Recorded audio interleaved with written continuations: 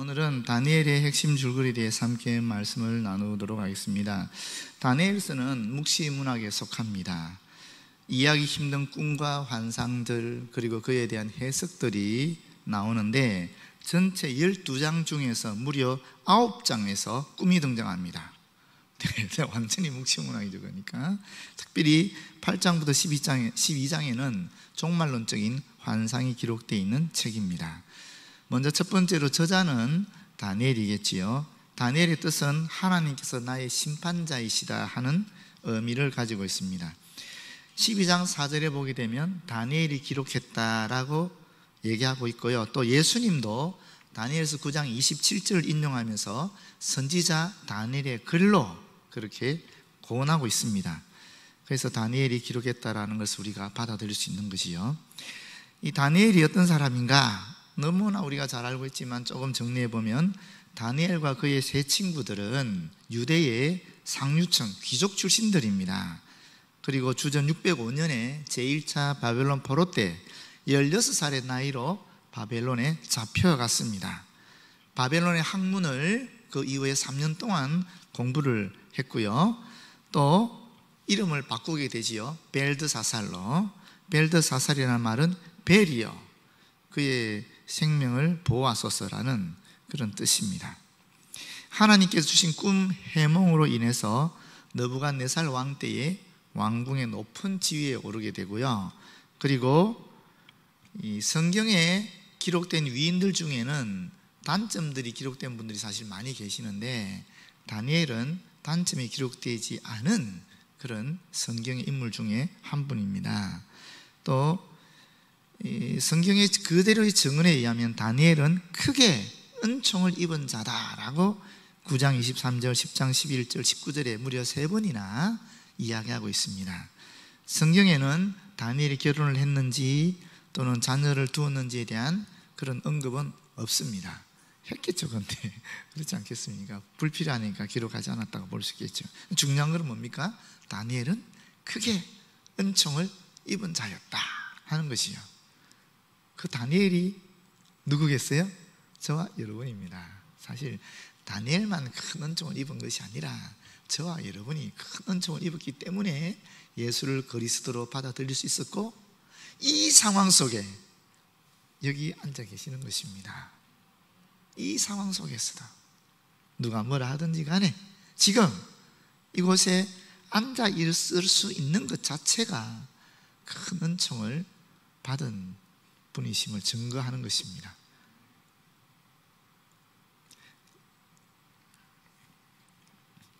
두 번째 역사적 상황을 보면은 주전 약 605년에서 536년에 시작되었고 기록되었다라는 것을 알 수가 있는데 다니엘은 바벨론 왕 느부갓네살이 주전 605년에 첫 번째 포로로 잡혀갈 때 잡혀가서 바벨론 제국에서 느부갓네살 왕과 또 벨사살 왕을 섬겼지요.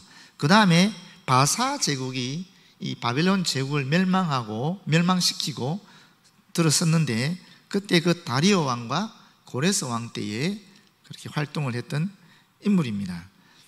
그런 시대를 배경으로 하고 있다는 것이죠. 그러니까 근데 우리가 아는 스룹바벨, 예루살렘 성전을 세웠던 총독이었죠.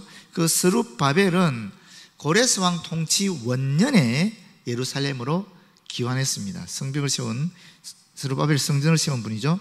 그 다음에 다니엘은 고레스 치세 3년까지 사역했다라고 나오고 있습니다. 그렇기 때문에 10장 1절에 나오는데 이 고레스 치세 3년까지가 주전 536년이기 때문에 그래서 605년에서 536년까지가 다니엘이 활동했던 시대적 배경이면서 동시에 이 다니엘서가 기록된 시기라고 얘기할 수 있겠습니다. 그 사이에 기록이 됐다는 것이요. 지리적 배경은 당연히 바벨론과 또 페르시아, 바사이겠지요. 주제는 뭔가? 세 번째로 주제는 첫 번째 하나님의 주권적인 통치를 드러내고 있고요. 두 번째는 이스라엘을 향한 하나님의 전능하신 계획을 말씀하고 있다라고 볼 수 있겠습니다. 하나님의 주권적인 통치가 뭔가? 세계 역사를 하나님께서 주권적으로 다스리신다라는 것입니다. 하나님의 역사는 이스라엘에게만 국한된 것이 아니다라는 것이죠. 예루살렘의 멸망이 또한 이 하나님 역사의 종말이 아니다라는 것입니다. 하나님께서는 비록 이방인들을 통해 이스라엘 백성을 고통스럽게 하겠지만 이스라엘 백성을 향한 계획이 있으시다라는 것이죠. 이방인들의 통치는 영원하지 않고 하나님의 영원한 나라 메시아 왕국이 이스라엘 민족을 통해서 허락될 것이다 하는 그런 이야기들을, 그런 주제들을 담고 있습니다.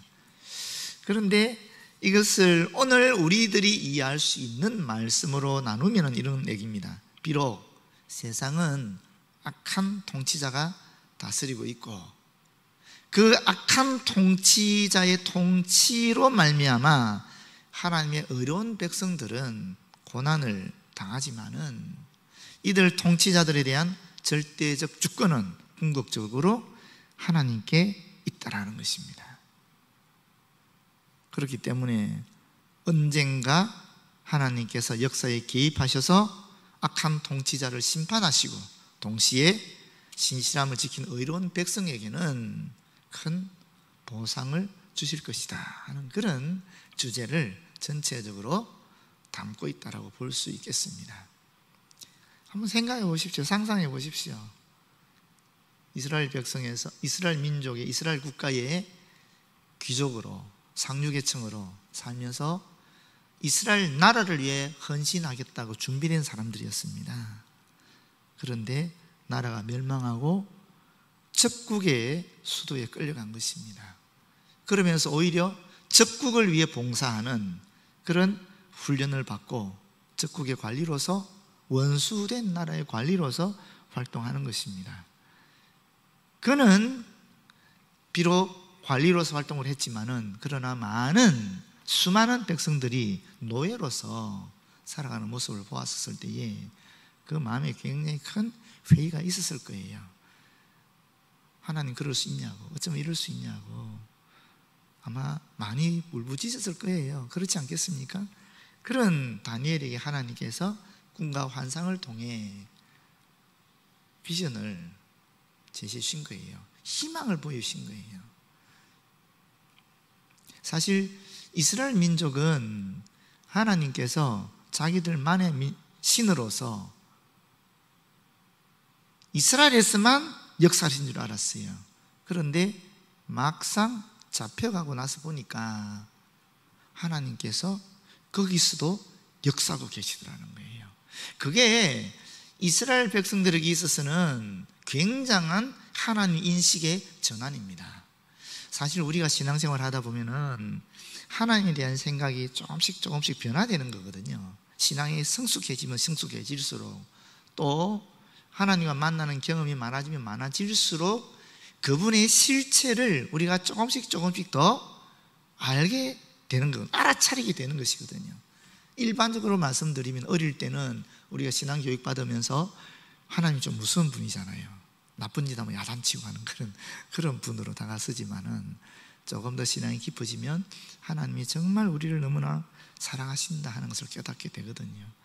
그러면서도 또 회의가 생깁니다. 아니 하나님이 사랑하시는데 우리가 이렇게 힘들게 살아가게 되냐, 그러면서 이 고난의 문제가 뭐냐 이런 것도 또 찾게 되고, 이 고난을 겪으면서 거기서도 하나님이 고난이라는 것이 나를 버리신 것이 아니라 나를 사랑하는 한 방편이군 하는 것을 깨달으면서 더 하나님을 깊이 알아차리게 되는 것이거든요. 나의 고난을 통해서 하나님도 나와 함께 고난을 받고 계시구나, 나의 고난을 통해서 사실은 하나님은 나를 향한 다른 계획이 있으시구나, 이런 것들을 알아차리게 되는 거거든요. 이스라엘 백성도 마찬가지였다라는 거예요. 이스라엘 백성은 자기들을 위해서만 하나님이 움직이시고 자기 왕국의 통치자들을 통해서만 하나님 역사를 일으킨 줄 알았는데 아니더라는 것입니다. 바벨론의 느부갓네살 왕을 몽둥이로 사용하셔서 이스라엘 민족에게 비록 고난을 줬지만 여전히 하나님께서는 이스라엘을 넘어서서 이스라엘 주변의 나라들을 넘어서서 세상을 다스리는 강력한 바벨론에게조차 하나님이 도구로 사용하고 있다는 것을 알아차리게 되면서 하나님에 대한 생각에, 하나님에 대한 인식이 넓어지고 깊어지는 것입니다. 그것이 바벨론 포로라는 것이 이스라엘 민족에게는 하나님에 대한 생각을 굉장히 많이 변화시키는 그런 기간입니다. 그런 어떤 전환점입니다. 사실 이거는 우리가 고난을 당해본 사람들만이 경험할 수 있는 하나님에 대한 인식의 전환이라고 볼 수 있습니다. 그런 것을 보여주는 것이죠. 특별히 다니엘서가. 네 번째, 그리스도의 예표. 다니엘서의 그리스도의 예표가 무려 3군데가 나오는데, 첫 번째가 뭐냐면은 2장 34절에 나오는 손대지 아니한 돌입니다. 또 왕이 보신즉 손대지 아니한 돌이 나와서 신상의 쇠와 진흙에 발을 쳐서 부서뜨렸다라고 나오고 있거든요. 이 손대지 아니한 돌이 바로 예수 그리스도를 상징하고 있다는 것입니다. 예표하고 있다는 것입니다. 이 구체적인 이야기는 뒤에 핵심 구절에서 다시 설명해 드리겠는데, 이 부분이 뭘 의미하는가? 그리스도께서 이 땅의 왕국들을 쳐부술 위대한 돌이시다 하는 그런 이야기입니다. 두 번째는 7장 13절과 14절에 보시게 되면은 인자 같은 이라는 이름이 나옵니다. 내가 또 밤 환상 중에 보니 인자 같은 이가 하늘 구름을 타고 와서 옛적부터 항상 계신 이에게 나아가 그 앞으로 인도되되 그에게 권세와 영광과 나라를 주고 모든 백성과 나라들과 다른 언어를 말하는 모든 자들이 그를 섬기게 하였으니 그의 권세는 소멸되지 아니하는 영원한 권세요 그의 나라는 멸망하지 아니할 것입니다. 이거는 제가 설명하지 않아도 바로 예수 그리스도를 의미하고 있고, 예수 그리스도를 통해서 수많은 백성들이, 수많은 사람들이 하나님께 영광을 돌리고 있다는 것을 깨달을 수 있지 않습니까? 오늘 우리 이 세상에서 현재 일어나고 있는 일을 이 다니엘이 예언했다라는 것을 알 수 있는 것이죠. 세 번째는 10장 5절에서 9절 말씀에 보면은 세마포 옷을 입은 사람이라는 말이 나옵니다. 아마도 이것은 그리스도의 형상일 것이라는 거죠. 그때 내가 눈을 들어 바라본 즉 한 사람이 세마포 옷을 입었고 허리에는 우바스 순금 띠를 띠었더라. 제가 이 우바스가 뭔지 찾아보니까 금으로 의미한 지역인데, 아마 오늘날로 얘기하면 인도 입구의 말레이 반도의 아비라라는 곳일 것이다 라고 추측해요. 또 그의 몸은 황옥 같고 그의 얼굴은 번갯빛 같고 그의 눈은 횃불 같고 그의 팔과 발은 빛난 녹과 같고 그의 말소리는 무리의 소리와 같더라. 이 부분도 조금 핵심 구절에 좀 보충 설명하도록 하겠습니다. 이 환상을 나 다니엘이 홀로 보았고 나와 함께한 사람들은 이 환상을 보지 못하였어도 그들이 크게 떨며 도망하여 숨었느니라. 그러므로 나만 홀로 있어서 이 큰 환상을 볼 때에 내 몸에 힘이 빠졌고 나의 아름다운 빛이 변하여 썩은 듯하였고 나의 힘이 다 없어졌으나 내가 그의 음성을 들었는데 그의 음성을 들을 때에 내가 얼굴을 땅에 대고 깊이 잠들었느니라. 여기 나타나는 세마포 옷을 입은 사람, 바로 예수 그리스도를 지칭하고 있다라는 것입니다. 그래서 이 다니엘서에는 그리스도에 대한 예표들이 정확하게 구체적으로 나타나 있다라고 볼 수 있겠습니다. 핵심 구절인데요, 핵심 구절 제가 두 부분을 살펴보려고 해요. 하나는 2장 20절에 22절, 또 연결된 31절에 35절을 볼 것이고요, 두 번째는 12장의 1절에서 3절 그리고 10절, 이렇게 두 부분으로 나누어서 보도록 하겠습니다. 먼저 2장 20절을 보게 되면은 다니엘이 말하여 이르되 영원부터 영원까지 하나님의 이름을 찬송할 것은 지혜와 능력이 그에게 있음이로다, 이렇게 말씀하고 있습니다. 여기서 이 지혜를 21장 하반절과 22절에 구체적으로 설명하고 있고, 또 능력을 21장 상반절에 구체적으로 설명하고 있습니다. 보시게 되면 21절에 그는 때와 계절을 바꾸시며, 여기서 때와 계절이라는 것은 때와 정해진 기간들입니다. 하나님께서 왕들이나 제국들에게 부여하신 시간들을 하나님 뜻대로, 마음대로 변경할 수 있다는 것이죠. 왕들을 피하시고 왕들을 세우시며 하나님께서 인간 세상에 깊이 개입하셔서 계속해서 왕들을 왕자에서 폐하시고 또 왕들을 왕자에 세우시는 일을 반복하신다라는 것입니다. 그럼에도 불구하고 하나님이 왕들을 임명하시는데 왜 악한 왕들이 있는가? 앞에서 말씀드린 것처럼 하나님께서 선한 도구로 사용하시는 인물들도 있고 악한 도구로 사용하시는 인물들이 있다라는 것입니다. 예를 들어서 우리가 알다시피 다니엘, 선한 도구로 사용되는 것이요, 그렇지요? 우리가 아는 모든 신앙의 인물들, 다윗을 비롯해서 그런 인물들이 선한 도구로서 우리에게 사용되는 거예요. 이스라엘 민족을 위해서도 우리에게도 그렇게 사용되는 것입니다. 반면에 가장 대표적인 인물 가룟 유다, 악한 도구로서 하나님께서 사용하셔서 하나님의 뜻을 이루어 나가시는 것입니다. 오늘날도 마찬가지입니다. 이게 어떤 인간에 따라서 그런 건 아닌 것 같아요. 같은 인간이라도 어떤 경우에는 하나님의 선한 도구로 사용되다가 또 어떤 경우는 악한 도구로 사용될 때도 있는 것 같아요. 비근한 예로 사울 같은 경우에 얼마나 사울이 초대왕 아니었습니까? 사실 우리나라도 역사를 통해서 보게 되면 건국왕에 대한 그런 신화가 있지 않습니까? 고구려의 주몽이든 무슨 신라의 박혁거세든 고려의 하여튼 왕건이든 이태조 이성계든 보면 거기 신화적인 얘기들이 있거든요. 좋은 점들이 있거든요. 왕국을 세운다는 것은 대단한 인물이라는 것이거든요. 그렇게 하나님께서 처음에 사울을 이스라엘 왕국을 세울 때 선한 도구로 활용하신 거예요. 그런데 이 선한 도구로 활용된 사울이 교만해지게 되었을 때, 하나님의 영역에 침범하게 되었을 때 바로 악한 영에 의해서 악한 도구가 되는 것을 우리가 볼 수 있지 않습니까?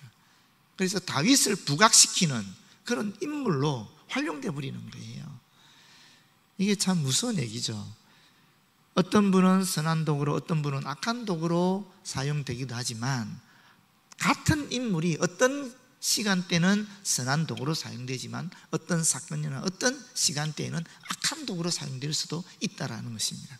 저와 여러분도 마찬가지. 제가 비록 하나님의 종으로서 지금까지 훈련받고 말씀에 의지해서 나름대로 주님 앞에 바로 서려고 애를 쓰고 바르게 말씀을 선포하려고 하고 있습니다만은, 그럼에도 불구하고 제가 어느 순간에 사울처럼 변화되면 저도 악한 도구화 될 수 있다는 것입니다. 우리가 예전에 참 주를 위해서 충성했던 그런 기회들, 또는 그런 기억들이 있을 거예요. 정말 열심을 다해서 교회를 섬기고 약한 자를 도와주고 정말 그랬던 때가 있었을 거예요. 그런데 그런 분이 지금 교회를 비방하고 교회를 분열시키고 그런 악한 도구로 사용될 수도 있다는 것입니다. 그 누구도 모르는 것이죠. 그렇기 때문에 우리는 항상 스스로를 삼가고 늘 말씀에 자신을 비추어서 내가 정말 말씀대로 쫓아가고 있는가, 그걸로 살펴봐야 된다는 것입니다. 지혜자에게 지혜를 주시고 총명한 자에게 지식을 주시는도다. 여기서 말하는 지혜라는 것은 초자연적인 통찰력을 얘기하는 것입니다. 그냥 우리가 경험을 통해서 또 세상적 지식을 배움을 통해서 나타나는 지혜가 아닙니다. 이것은 하나님의 계시를 통해서 특별하게 주어지는 그런 지혜를 말하는 것입니다. 그래서 그런 지혜를 받게 되니까 어떻게 되겠습니까? 22절 말씀이죠. 그런 깊고 은밀한 일을 나타내시고 라고 얘기하고 있습니다. 하나님께서 인간들이 알지 못하도록 감추신 것, 또는 사람들이 알 수 없도록 다른 세력에 의해서 감추어진 그런 비밀스러운 일들을, 사람들이 결코 찾아낼 수 없는 그런 부분들을 하나님께서 나타내신다라는 것입니다. 드러내게 하신다라는 것입니다. 어두운 데 있는 것을 아시며 인간에게 완전히 숨겨져 있는 어떤 초자연적인 초월적인 영역의 현상뿐만 아니라 본질까지도 속속들이 다 안다라는 것이죠. 또 빛이 그와 함께 있도다. 사람의 내면이나 사물의 본질까지도 꿰뚫어 보는 그런 영적인 빛을 의미하는 것입니다. 다시 말하면 이 맥락을 이해하셔야 되는데, 이 얘기를 언제 했느냐? 느부갓네살이 꿈을 꿨는데 도대체 무슨 꿈을 꿨는지 모르고 물어볼 때, 그때 다니엘이 그 앞에 가서 하나님에 대해서 이렇게 말씀드리는 것입니다. 느부갓네살 왕에게 하나님께서는 사람들이 감춰놓은 것도, 사람들이 결코 이해할 수 없는 것도 지혜와 능력의 원천이시기 때문에 밝히 드러내게 하십니다. 내가 지혜로워서, 내가 지식이 많아서, 능력이 있어서 그런 것이 아니라 하나님께서 지혜와 능력의 원천이시기 때문에 그분으로 말미암아 내가 그분의 지혜와 능력을 드러내어 느부갓네살 왕이 깨닫지 못하고 있는 그 비밀을 알려드리겠습니다 하는 그런 이야기입니다. 그런 맥락에서 이런 말씀을 한 거지요. 오늘날 저와 여러분을 비교하면 이렇습니다. 여러분, 결코 볼 수도 없고 이해할 수도 없는 그런 일들이 많이 일어납니다. 우리의 삶 속에서 도대체 이해할 수 없는 일이 있을 수 있거든요. 아니, 내가 정말 주를 위해서 이렇게 열심히 충성하고 있고 늘 주를 위해서 살기 위해 애를 쓰고 있는데 왜 이런 일이 일어날까? 얼마든지 그러시지 않습니까? 우리나라가 정말 얼마나 방방곡곡에서 주를 위해서 기도하는 분들이 많습니까? 온갖 도처에서 주일마다 주님께 이 나라의 운명을 위해서 기도하고 선교를 위해서 기도하고 하나님 나라가 되기 위해서 기도하고 있음에도 불구하고 우리에게 안타까운 일들이, 우리가 도대체 이해할 수 없는 일들이 일어나고 있지 않습니까? 그럴 때 하나님께서 지혜와 능력의 원천인 것을 다니엘처럼 고백하고 진정으로 믿을 때에 하나님께서 우리에게 이와 같은 영감을 허락해 주신다는 것입니다. 많은 신앙의 선배들이 그런 과정을 거쳤습니다. 일제 말기 신사참배의 박해 속에서 도대체 이 나라가 어디로 가는가, 우리의 신앙이 어떻게 되는가, 그렇게 헤매면서 주님 앞에 기도할 때에 하나님께서 환상을 보이셔서 힘을 얻었다라는, 소망을 얻었다라는 그런 고백들이 우리 한국 교회에 너무나 많이 있습니다.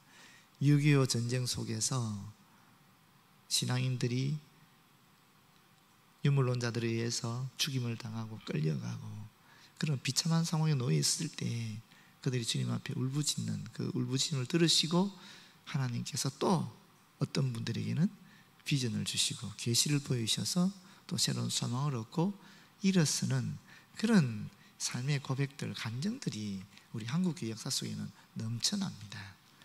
하물며 오늘 우리의 삶의 현장에도 마찬가지죠. 우리 성도들 중에서도 전쟁과 같은 또는 이런 신사참배 일제 말기의 그런 억압 속에서도 믿음을 잃지 않고 여전히 이 믿음을 지켜나가고 있을 때 하나님께서 주신 그런 비전과 환상을 통해 이겨나가는 분들이 오늘 여기에도 계신다라는 것입니다.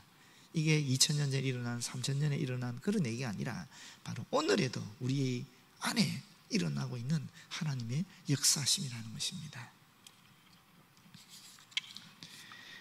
왕이여, 왕이 한 큰 신상을 보셨나이다. 그 신상이 왕의 앞에 섰는데 크고 광채가 매우 찬란하며 그 모양이 심히 두려우니 그 우상의 머리는 순금이요 가슴과 두 팔은 은이요 배와 넓적다리는 노시요 그 종아리는 쇠요 그 발은 얼마는 쇠요 얼마는 진흙이었나이다. 또 왕이 보신즉 손대지 아니한 돌이 나와서 신상의 쇠와 진흙의 발을 쳐서 부서뜨리매 그때에 쇠와 진흙과 녹과 은과 금이 다 부서져 여름 타작마당에 겨같이 되어 바람에 불려 간 곳이 없었고 우상을 친 돌은 태산을 이루어 온 세계에 가득하였나이다. 이게 31절부터 나오는 내용인데요, 여기 큰 신상은 우리가 생각할 때 사람이 생긴 우상으로 생각하는데 그렇지 않습니다. 이것은 사람의 형상을 본떠서 만들어진 그냥 상을 얘기하는 것입니다. 형상을 얘기하는, 신상이 형상을 그냥 큰 인간의 형상을 얘기하는 것입니다. 그런데 이 형상이 세 가지 특징이 있어요. 하나는 크고, 두 번째는 광채가 오며 찬란하고, 세 번째는 그 모양이 심히 두렵다라고 얘기하고 있습니다. 이건 뭘 의미하느냐 하면은 물론 느부갓네살이 꿈을 꿨으니까 느부갓네살이 볼 때에 심히 두려움을 느낄 만큼 크고 찬란하고 그렇게 무서운 얼굴의 모습을 갖고 있다고 볼 수 있지만은, 또 이스라엘 백성들이 바벨론에 잡혀와서 보니까 이 바벨론 제국이 너무나 큰 거예요. 너무나 위대한 제국인 거예요. 그리고 또 찬란하다 그러지 않습니까? 엄청나게 번쩍거려서 감히 눈을 뜰 수 없을 정도로 찬란한 것을 의미하거든요. 세상 왕국이, 바벨론의 그 왕국의 그 화려함이라는 것이 너무나 뛰어나서 이스라엘 백성에게 큰 위압감을 주었다라는 것입니다. 그리고 심히 두렵다는 말은 하나님의 백성들을 공격하고 압제하면서 무너뜨리려는 세상 왕국이, 그 당시 바벨론 제국이 주는 크나큰 위압감과 공포심을 이야기하고 있는 것입니다. 그 당시 이스라엘 백성은 바벨론 제국을 통해서 이와 같이 느꼈다라는 거예요. 그런데 오늘날도 마찬가지입니다. 오늘날도 세상의 권세는, 권력은 우리에게 크게 느껴지는 것이고, 세상은 휘황찬란하게 느껴지는 것이고, 그리고 두렵게 느껴진다라는 것입니다. 오늘날에도. 그러면서 이 미래의 역사, 하나님께서 통치해 나가시는 세상의 역사를 보여주시는데, 처음에 뭐라 그러냐면 머리는 순금이다라고 얘기하고 있습니다. 바벨론 제국을 의미하는 것입니다. 느부갓네살 왕과 바벨론 제국, 그리고 가슴과 두 팔은 은이라 그랬습니다. 바로 바벨론 제국을 멸망시키고 나타나는 메대와 바사 나라를 이야기하는 것입니다. 그런데 금보다는 은이 덜 가치가 있잖아요. 바벨론 제국의 그 위대한 통치, 또 그 위대한 지경보다는, 그 넓은 지경보다는 비록 페르시아가 그 뒤를 잇지만 그 바벨론 제국만큼은 되지 않는다 하는 것을 의미하는 거예요. 그 뒤에 나오는 것은 배와 넓적다리는 노시라 그랬는데, 이것은 헬라 제국을 의미하는 것입니다. 페르시아 뒤에 나타났던, 알렉산더를 위해서 페르시아가 표태하잖아요. 그 제국, 헬라 제국을 의미하는 것입니다. 그 뒤에 나오는 그 종아리는 쉐라 그랬는데, 이것은 로마 제국을 의미하는 것입니다. 이 로마 제국에 대해서 조금 보충 설명이 있어요. 40절에 보게 되면 매우 강력해서 주변의 여러 나라들을 짓밟아 버리고 부수뜨리는 그런 강력한 제국으로서 로마 제국을 얘기하고 있어요. 그 다음에 발이에요. 발은 얼마는 쇠고 얼마는 진흙이다, 이렇게 나와 있어요. 세상 왕국이 이렇게 크고 찬란하고 그리고 심히 두려운데, 그 세상 왕국을 신상의 형태로 5가지로 쫙 설명하고 있는 것입니다. 그런데 여기 우리에게 희망이 있는 거예요. 그 희망이 뭡니까? 세상 왕국은 크고 찬란하고 심히 두려운데, 시간이 지나면 지날수록 점점 더 약화되는 모습을 보여주고 있는 거예요. 가장 결정적으로 이 엄청난 크고 찬란하고 두려운 신상을 바치고 있는 기초가 뭡니까? 진흙과 쇠라는 거예요. 쇠와 진흙은 섞어지지 않는 것이에요. 섞여지지 않기 때문에 언제든지 쉽게 이게 분리되어 버릴 수 있다는 거예요. 그래서 그 뒤에 보시게 되면은 또 왕이 보신즉 손대지 아니한 돌, 손대지 않은 돌이 뭐겠어요? 인공적이지 않는다는 거예요. 사람이 손대지 않았다는 거거든요. 그건 초자연적인 거라는, 하나님의 개입 속에 일어난 것이다라는 얘기거든요. 사람의 손으로 쪼아낸 돌이 아니고 스스로 힘으로 원석에 떨어 나온 돌, 초자연적인 것입니다. 하나님께서 이 세상에 보내신 예수 그리스도를 상징하고 있는 것이죠. 예표하고 있는 것입니다. 이것이 신상의 쇠와 진흙의 그 발에 부딪히니까 이 돌이 발을 쳐버려서 무너뜨려 버렸다라는 거예요. 쇠와 진흙이 어차피 섞이지 않고 위에 엄청나고 거대하고 찬란한 이 신상을 바치고 있는데, 사실 돌은요 금보다도 못해요. 은보다도 못해요. 강도가 세지도 않아요. 또 쇠에 비할 바가 아니에요. 노쇠에 비할 바가 아니에요. 근데 그 약한 돌이 쳐버리니까 그 위에 있는 엄청난 것이 그냥 내려앉아 버린다는 거예요. 그대로 내려앉아 버린다는 거예요. 어떻게 내려앉겠어요? 밑에서부터 차근차근 내려앉겠지요. 그렇게 내려앉아 버린다는 것입니다. 부서뜨리며 하는 말은 부수어서 가루로 만들어 버린다는 뜻입니다. 그래서 어떻게 되느냐? 35절 보면 여름 타작마당에 겨같이 된다라고 얘기하고 있습니다. 세상의 나라들이 아무리 강력하고 화려하다 할지라도 그리스도의 심판에 직면하게 되면 파괴되어서 흔적도 없이 사라져버린다는 것입니다.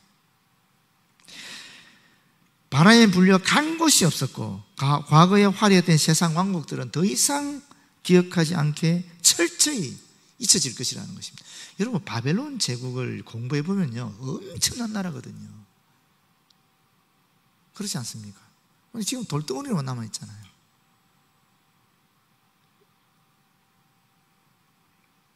로마 제국도 대단한 나라였죠. 우리가 말씀을 통해서 보면. 그러나 지금 가보시면 폐허의 형태로 돌로 그렇게 남아있는 거예요. 그렇지 않습니까? 그런데 오늘날 예수를 그리스도로 인정하는 사람들은 도처에 5대양 6대주에 온 세상에 퍼져서 엄청난 하나님의 나라를 영적으로 이루고 있는 것입니다. 그 이야기가 바람에 불려간 곳은 없었고 우상을 친 돌은 태산을 이루어 온 세계에 가득하였다라고 얘기하고 있는 것입니다. 하나님의 나라가 이 세상에 충만해진다는 것입니다.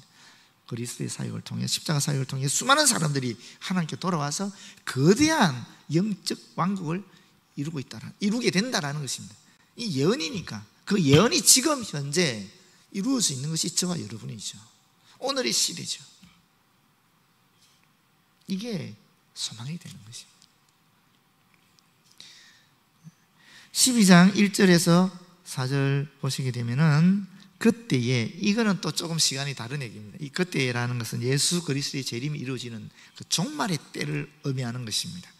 내 민족을 호위하는 큰 군주 미가엘이 일어날 것이요 또 환란이 있으리니 이는 개국 이래로 그때까지 없던 환란일 것이다. 종말에 환란이 일어난다라는, 이 환란에 대해서 해석이 다양합니다. 7년 대환란, 이 요한계시로 연결되면 7년 대환란까지 나오는데 여기에 대해서는 해석이 다양하지만 지금 이 본문 말씀을 통해서 보면은 개국 이래로 서민뿐만 아니라 세상에 존재하는 모든 민족들의 역사가 시작된 이래로 한 번도 겪어보지 못했던 큰 환란일 것이라는 겁니다. 그런데 이 마태복음 24장 21절에 보면 예수님도 똑같이 얘기하고 있어요. 어떻게 얘기하느냐면 창세로부터 지금까지 이런 환란이 없었고 후에도 없으리라 라고 말씀하고 있어요. 종말의 때에 이런 환란이 있다라는 것입니다. 그때에, 종말의 대환란이 끝나는 때에 내 백성 중 책에 기록된 모든 자가 구원을 받을 것이라. 무슨 얘기겠어요? 이 책이 뭐겠습니까? 어린 양 예수 그리스도의 피를 통해서 구속함을 받은 자들의 명단이 기록되어 있는 신약에 나오는 계시록 20장 15절, 20장 27절에 나오는 생명책이라는 것입니다. 이 책에 기록된 모든 자가 구원을 받을 거라는 겁니다. 세상의 역사를 앞에서 설명하고 그 다음에 예수 그리스도 이후에 종말에 이루어질 그 때를 지금 또 다니엘이 예언하고 있는 것입니다. 땅의 티끌 가운데 자는 자, 이 티끌은 흙을 얘기하거든요. 하나님께서 흙으로 하나님 형상을 지었다 했을 때 그게 이 티끌을 의미하는 거예요. 그 흙 가운데 자는 자가 뭐겠어요? 원래 인간이 취했던 그 흙으로 돌아갔으니까, 돌아간 자들이니까 죽은 자를 의미하는 것이죠. 많은 사람이 깨어나 영생을 받는 자도 있겠고 수치를 당하여서 영원히 부끄러움을 당할 자도 있을 것이며, 종말의 때에 예수 그리스도 앞에, 심판대 앞에 죽은 자든 죽지 않은 자든 다 선다라는 것입니다. 우리가 흔히 말하는 백보자 심판을 얘기하는 것이죠.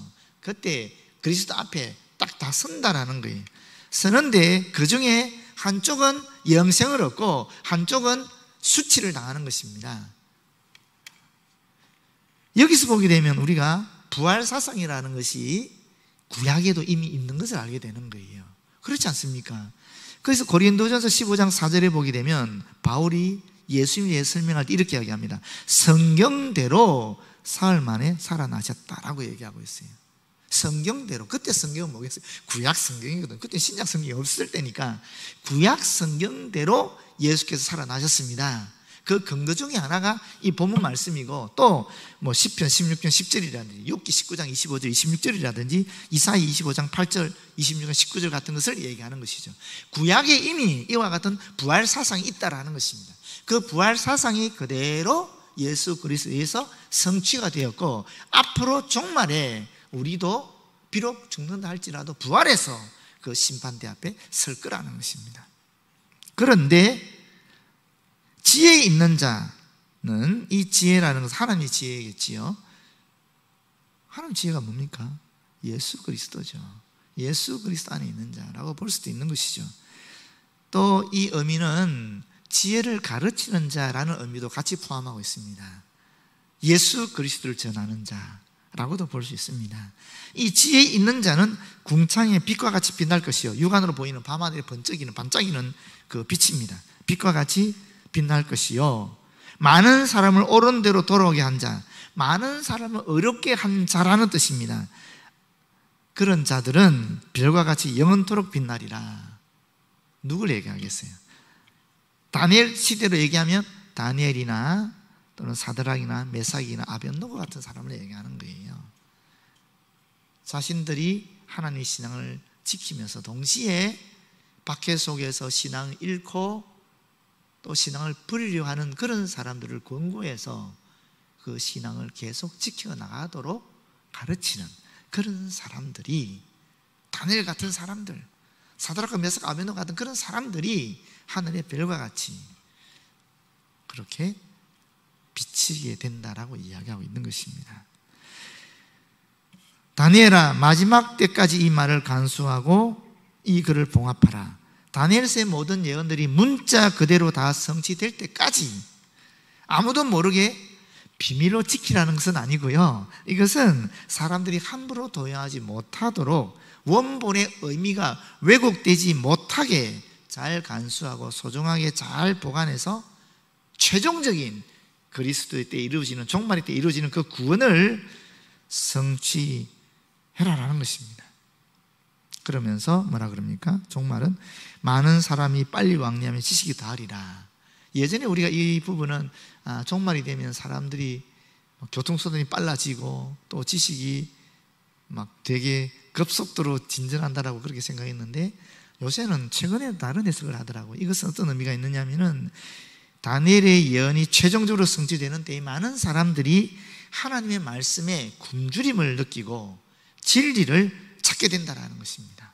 하나님의 말씀을 통해서 그들의 지식이 점점 증가된다는 것입니다. 사실 오늘 우리 시대를 얘기한다고 볼 수 있어요, 엄밀하게 따지면. 여러분, 그런데 짚고 넘어야 될 게 있어요. 여러분, 언제가 종말입니까? 종말이 언제입니까? 종말은요, 역사적 종말이 있고 개인적 종말이 있는 것입니다. 솔직히 역사적 종말이라는 것은 진짜 예수님이 재림하시는 그때지요. 그때가 역사적 종말입니다. 이 세상의 종말이, 우주의 종말을 볼 수 있어요.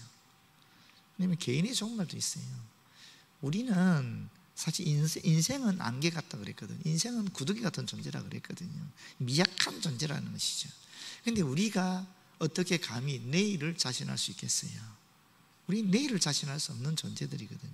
예수님의 비유 속에서도 거지 나사로 부자의 비유가 나오지 않습니까? 부자가 이제 충분히 준비되었으니까 편안하게 누리면서 살자. 그날 밤에 하나님께서 그 영혼을 데려가 버리시는 거예요. 이게 인생이거든요. 우리 인간의 존재거든요. 그러니까 사실 우리는 항상 개인적 종말 속에 놓여 있는 겁니다.